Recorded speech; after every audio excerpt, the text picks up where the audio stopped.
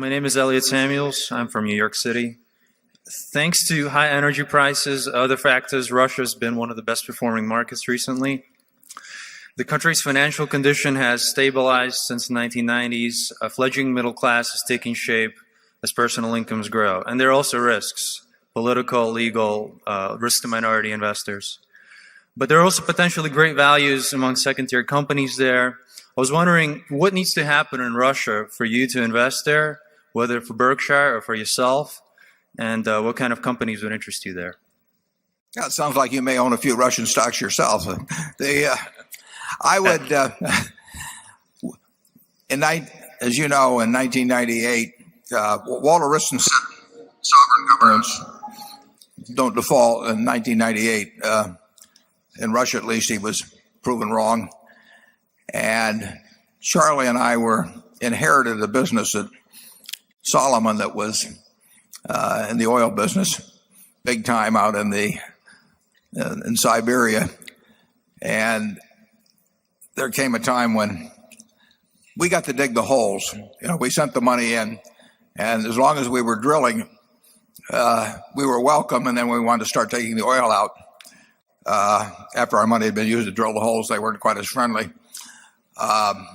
In fact, it was really kind of extreme what took place with us. So having had a few experiences like that, it might take us quite a while before we wanted to sink a lot of money into Russia.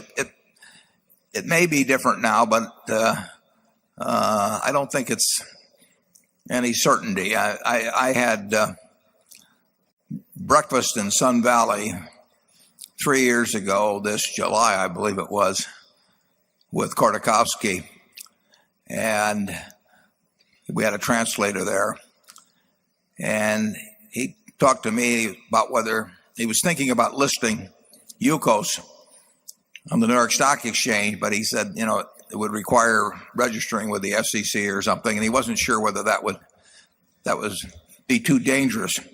Well, I don't think he listed there, but he went back to Russia, and he's been in jail now for, just about ever since. And Yukos was put into bankruptcy with tax claims, and I just think it's a little hard to develop a lot of confidence that the world has changed permanently there in terms of its attitude toward capital and particularly toward outside capital. Charlie, what are your thoughts?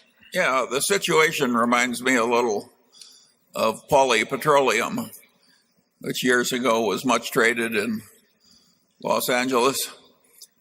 And the saying always was, if they ever do find any oil, that old man will steal it.